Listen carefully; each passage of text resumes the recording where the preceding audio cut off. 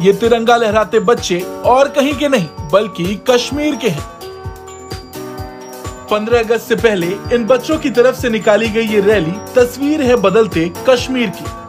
हाँ, ये वीडियो देखकर पाकिस्तान जरूर बौखला जाएगा। पुंछ में मदरसे के इन बच्चों की तरफ से निकाली गई ये रैली दर्शाती है कि कश्मीर का भविष्य बेहद उज्जवल है और कश्मीर 15 अगस्त को आजादी का एक और जोरदार जश्न मनाने के लिए पूरी तरह से तैयार है। पॉलिटिकल इंस्टेबिलिटी, हम कहते हैं शायद कल का दिन थोड़ा सा बेहतर होगा, लेकिन वो गुज़िश्ता दिन से ज्यादा बदतर हमें नजर आ रहा होता है। इसके साथ साथ हमारे इर्द गिर्द यानी हमारे पड़ोस में 3-4 कंट्रीज हैं, वहां पे क्या चीजें हो रही है, वो फर्क हमसे क्या है उनका, उनकी पॉलिसीज का, उनकी सोच का। इस पे भी कोशिश करेंगे बात करने की कि हिंदुस्तान ऐसा क्या कर रहा होता है, अफगानिस्तान ऐसा क्या कर रहा है, ईरान क्या कर रहा है, चाइना क्या कर रहा है, हमसे जो अलग हुआ 1971 में बांग्लादेश क्या कर रहा है। पाकिस्तान में ऐसी चीजों के बाद से मिर्ची ना लगे ऐसा तो हो ही नहीं सकता, क्योंकि चाहे पाकिस्तान हो चाहे भारत के अंदर विश्व किसी कोने के अंदर रहने वाला जो एकदम रेडिकल जिहादी तबका है, उसके लिए सिर्फ और सिर्फ कोई व्यक्ति मुसलमान तभी तक है जब तक वो हिंदुओं के बारे में बुरा भला कहता रहे, जब तक यहूदियों के बारे में, दुनिया के बारे में बुरा भला कहता रहे।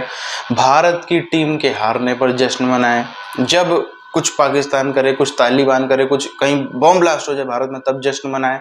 अलग अलग जो जनरल बिपिन रावत जी का जब उनका देहांत हो जाए तब जो लोग खुशी मनाए, जश्न मनाए, वो देखो ये हो गया, ऐसे कमेंट करते हो सोशल मीडिया में। सिर्फ वहीं तक जो है सीमित है। यदि कोई थोड़ा सा दुख मनाते कि नहीं गलत हो गया ये वो, भारत मेरे लिए पहले, वो जो है इनके रडार से बाहर हो जाता है, वो जो है काफिर हो जाता है, तुरंत काफिर घोषित।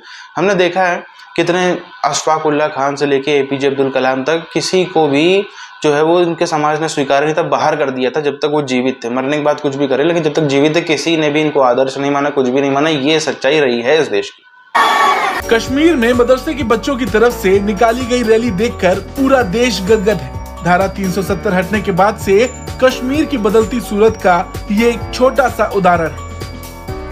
जिस तरह से ये बच्चे खुशी खुशी तिरंगा लहरा रहे, ये देखने लायक है।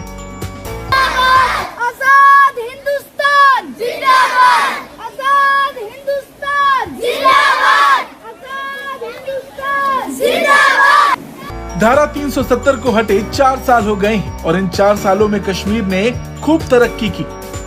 पहले की तरह कोई पत्थरबाजी नहीं देखने को मिलती, उल्टा अब तो कश्मीर विकास की तरफ तेजी से बढ़ रहा है। अगर ये वो क्या कहते हैं, इस गुंजल की कुंजी अगर हमें मिल जाए कि ये सोचते क्या हैं, तो शायद आधे मसले हम हल भी कर लें। बात ये है कि लगता ही नहीं कि ये कुछ सोचते हैं। ये हर रोज एड हॉक उसे कहते हैं, एट द मोमेंट एक स्टेटमेंट दे देते हैं, एक पॉलिसी कहना भी नहीं चाहिए, एक स्टेप ले लेते हैं। There is no policy. चीजें कांस्टेंट हैं कि हिंदुस्तान से हमने मुकाबला पहले फौजी करते रहते हैं, अब कहते हैं हमने बिजनेस में करना है।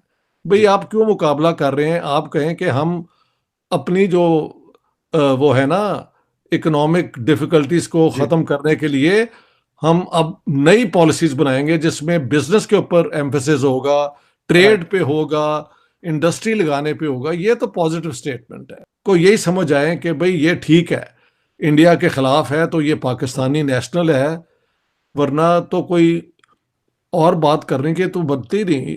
Everybody is anti India, so I should also be anti India. एक तो ये है।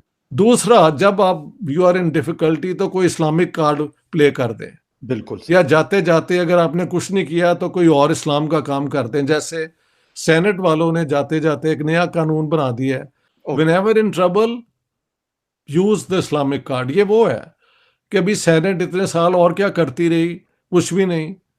तो जाते जाते ये कानून पास कर दो ताकि पाकिस्तान का पहले सत्यानाश है तो सवा सत्यानाश होते हुए मेरा नाम आ जाए। इनको कोई ख्याल नहीं है। ये हैदरी साहब कौन है? मैं तो पहली दफा नाम सुन रहा हूँ। जेयूआई के सीनियर लीडर्स में से हैं sir, Abdul Ghafoor Hydari.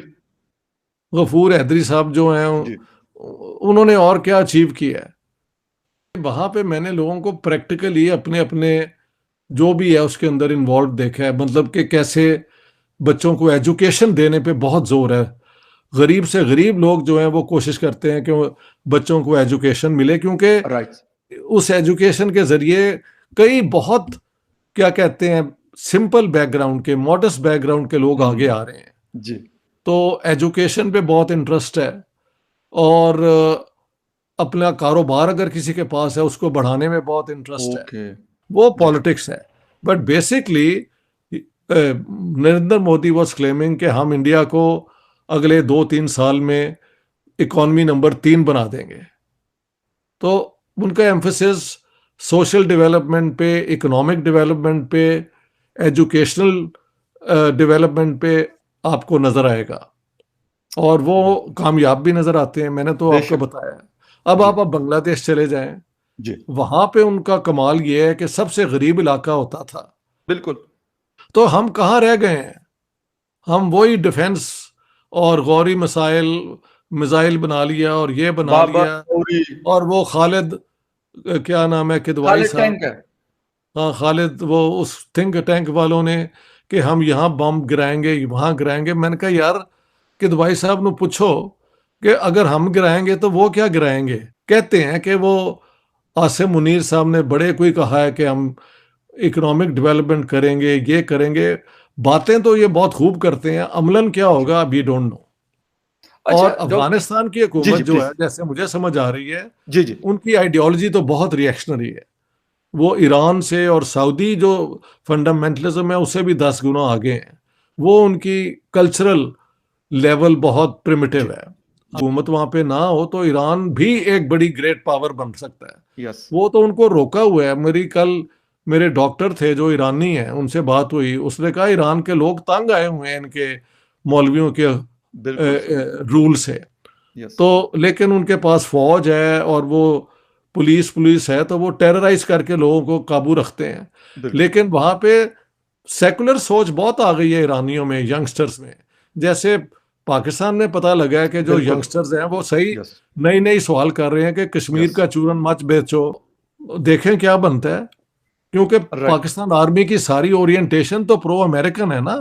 Exactly exactly. China के साथ तो इनका कोई हथियार उथियार ले लेना, टेक्नोलॉजी लेना इज वन थिंग, लेकिन मिलिट्री ट्रेनिंग ये सारा कुछ सीखना तो ये अंग्रेज अमेरिका के पास जाते रहे हैं। तो उनके बिल्कुल साथ हमारी आर्मी के बड़े अच्छे जो है जनरल्स, रिलेशन। उनके साथ इनके बड़े अच्छे रिलेशंस भी हैं। ए बैल मुझे आबेल मुझे मुझे मार वाली मार। बात है। जी क्योंकि क्या होगा, अब अगर इंडिया के साथ इन्होंने पंगा लिया ना, कोई टेररिज्म करवाई, तो वहां पे मिलिट्री एक्शन होगा, ये मेरी पूरी अंडरस्टैंडिंग है। क्योंकि उन्होंने पूरी दुनिया को तैयार कर लिया है कह के जीरो टेररिज्म। और once you have created that international awareness, और अगर आप पे टेररिज्म अब होती है, तो then you have the right under the UN charter to respond. पाकिस्तानियों की बात हो या फिर जो एक रेडिकल जिहादी टाइप का तबका है, वो पाकिस्तान में हो, भारत में, दुनिया के किसी कोने में हो, सबके लिए पूरा एक दृष्टिकोण है। यदि मुस्लिम्स की भी बात करें तो उनके लिए मुस्लिम्स, सिर्फ मुसलमान उनके लिए वही हैं जो यहूदियों की, हिंदुओं की, बाकी सबकी बुराई करे, उनके साथ में बिल्कुल ना करे, इंडिया के झंडे को गर्व से ना देखे, कुछ भी कहीं पर भी उसको कोई भी इस टाइप की चीज़ें, सिर्फ पाकिस्तान जो बोल दे, तुर्की जो बोल दे, अलग अलग टाइप की चीज़ें हो, वहाँ पे जश्न मनाता नजर आए। तालिबान कुछ हो तो वहाँ पे जश्न मनाता हुआ नजर आए। कोई बॉम्ब ब्लास्ट हो जाए वहाँ पे जश्न मनाता नजर आए। भारत की टीम क्रिकेट मैच हारे तब जश्न मनाता नजर आए। सिर्फ वही। यदि कश्मीर में कुछ लोग तिरंगा लेकर के निकल रहे हैं तो इसमें गलत क्या है? यदि भारत के किसी भी कोने में वो किसी भी धर्म से व्यक्ति आता हो, यदि वो अपने भारत के अंदर रह करके तिरंगा नहीं फहराएंगे तो कहाँ फहराएंगे? वो यदि अगर तिरंगे के बारे में सम्मान करता हुआ नजर आ रहा तो इसमें गलत क्या है? आप देखो, APJ अब्दुल कलाम साहब जब तक जिंदा थे, आज तो कितनी बातें हो जाती हैं, कलाम भी तो मुस्लिम था, कलाम को क्यों नहीं देखते हैं, हम बुरा बोले, लेकिन जब तक कलाम साहब जिंदा थे, कलाम साहब की एक आदत थी, आपने कई सारे इंटरनेट पे आज भी जाएंगे तो फोटोज वगैरह मिल जाएंगी, वो मंदिर वगैरह जाते रहते थे, कभी स्वीकार नहीं किया। कभी भी आप उनके जीते जी आप देखो, किसी मुस्लिम संस्था ने, किसी भी तबके ने उनको किसी अच्छे पुरस्कार से नवाजा हो, कभी कोई अच्छा अवार्ड दिया हो, या बड़ा सम्मानित व्यक्ति माना हो कि भाई हाँ ये हमारे मुस्लिम जगत के नेता हैं, ये हमारे भारतीय मुसलमानों के आदर्श हैं, नहीं। यहाँ तक कि जब उनकी अंतिम यात्रा, जब उनका अंतिम सब कुछ क्रिया हो रही थी, तब आपको शायद भीड़ नहीं नजर आएगी मुस्लिम्स की, तब शायद आपको भीड़ नहीं नजर आएगी। लेकिन यदि कोई, कश्मीर में हमने देखा है अलग अलग किस्म के आतंकवादी जब मरते हैं तब वहाँ पर एक से कहाँ से ना जाने भीड़ आती, भारी भीड़ जो है वो आती हुई नज़र आ जाती है। तो इन सब के क्या मायने?